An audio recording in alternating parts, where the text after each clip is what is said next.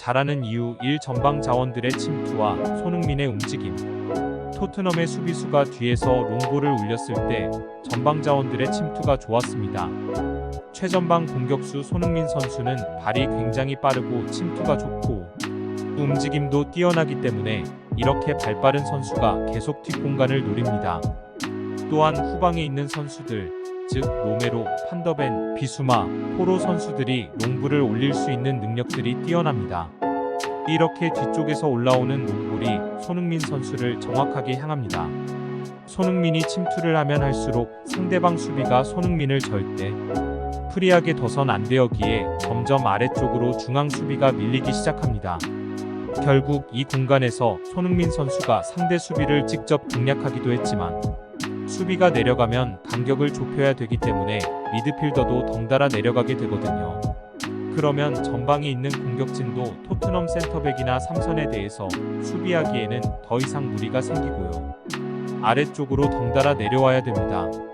그러면 자연스럽게 토트넘이 뒤쪽에서의 패스가 편해질 뿐더러 위쪽으로 공을 보냈을 때도 이쪽에 소요되는 시간이 많아지니까 상대방은 다시 라인을 올려서 압박을 하려고 해도 올라오는데 시간이 소요될 수밖에 없고 설령 올라오려고 해도 결국은 또 손흥민을 의식해야 되기 때문에 아래쪽으로 수비가 밀릴 수밖에 없습니다. 결국 전방 자원의 상대방 침투 능력이 토트넘의 첫 번째 전술 능력입니다. 잘하는 이유 이 상황에 따른 유연한 빌드업 체계의 활용. 토트넘이 기본 전술 포메이션은 2-3-4-1 2-3-5와 같은 전형으로 배치를 시켜놓는다. 만약 상대방이 눈치를 채고 투톱 그리고 중앙 미드필더 2명의 공이 있는 쪽 혹은 없는 쪽에 미리 한 명 올라와서 이렇게 1대1로 붙는 형태로 수비를 하는 경우가 있어. 근데 토트넘이 유연하게 대응을 합니다. 2-3이 아닌 3이 형태로도 빌드업을 한 거였습니다. 상대 압박이 들어오니까 포로 선수가 일부러 오른쪽 센터백처럼 뒤쪽으로 좀 머무르고요. 비수마, 우도기는 전진을 합니다. 이러면 딱 보시기에도 토트넘이 후방 선수도 배치가 약간 오른쪽으로 쏠려 있죠. 왜냐면 포로 선수가 뒤쪽에 내려와 있고 반대로 왼쪽 풀백의 우도기 선수는 전진을 하기 때문입니다. 이 구조만 좀 주목하시면 좋겠어요. 공을 왼쪽으로 건네기만 하면 앞바퀴 기준점이 토트넘 기준 오른쪽에 쏠려 있기 때문에 이쪽에는 공간이 많이 열리게 됩니다. 그리고 여기서 또 한 명의 중요한 키플레이어 메디슨이죠. 메디슨이 내려와서 순간 중앙의 숫자를 더해주는 거는 물론이고 여기서 선수들에게 쭉쭉 뿌려주는 패스까지 연결고리 역할을 정말 잘하고 있어요. 그리고 우도기가 왼쪽에 전진을 하고 그때는 또 솔로몬 선수가 안쪽으로 들어오기도 하고 상황에 따라서는 솔로몬이 넓게 벌릴 때는 우도기가 또 안쪽으로 들어오면서 풀백과 민간의 연계가 굉장히 좋아지고 협업도 잘한다. 두 번째 포인트는 빌드업 방식을 약간 바꾸면서 오른쪽으로 몰아놓고 왼쪽으로 전환시켜서 그쪽에서 솔로몬 메디슨, 손흥민 이런 선수들의 활약을 통해서 토트넘이 경기를 풀어가는 능력이 좋다는 것이다. 잘하는 이유 3포로 선수의 좋은 활약과 전술적 움직임. 포로 선수가 이 위치 오른쪽 센터백처럼 서면서 상대를 오른쪽으로 당겨놓는 효과를 만들었습니다.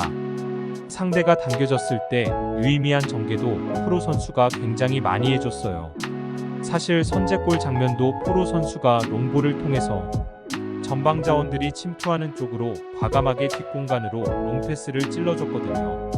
그랬기 때문에 벌리 수비가 더 뒤쪽으로 밀리고 결국 거기서 솔로몬과 손흥민의 연계가 나오면서 손흥민 선수가 또 오래 터뜨릴 수 있었고 그런 부분처럼 포로 선수의 롱패스 반대 전환이 이번 경기 때는 꽤 좋았고요. 사실 이전까지만 해도 포로는 좀 더 공격적으로 위쪽에 포진되어 있는 경우들이 많았는데 선수가 위에 올라올수록 이상하게 슈팅에 대한 욕심이 될 때가 좀 많았어요.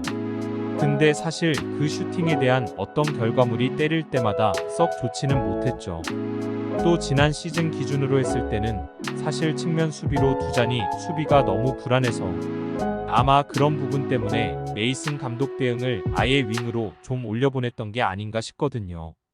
근데 결국 측면 수비로 뛸 때 수비가 불안하고 윙으로 올렸을 때는 뭔가 마무리나 판단이 아쉬운 그런 상황들이 이어졌는데 지금 포스테코글루 감독은 포로를 약간 뒤쪽에 좀 배치를 시켜놓고 있어요.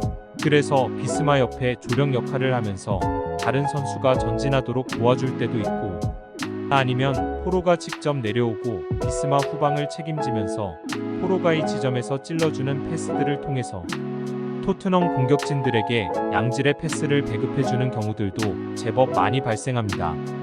그리고 또 하나 메디슨이 내려오는 경우 중앙에 비수마, 사르, 메디슨이 구조가 나오면서 포로가 더 이상 후방에 너무 남을 이유가 없게 되고 쭉 전진한다.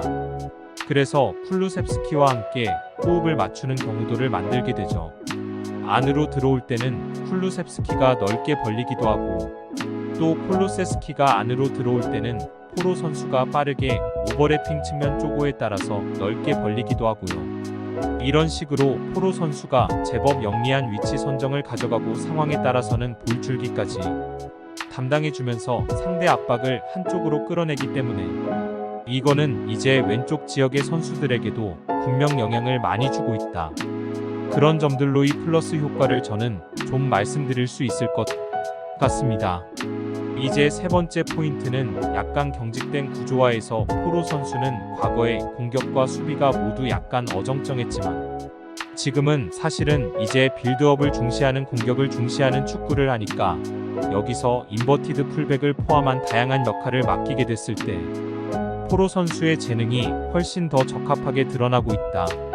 결국 전방 자원들의 후방 침투와 손흥민의 움직임, 상황에 따른 유연한 빌드업 체계의 활용, 포로 선수의 좋은 활약과 전술적 움직임이 현재 토트넘의 상승세를 이끌고 있다.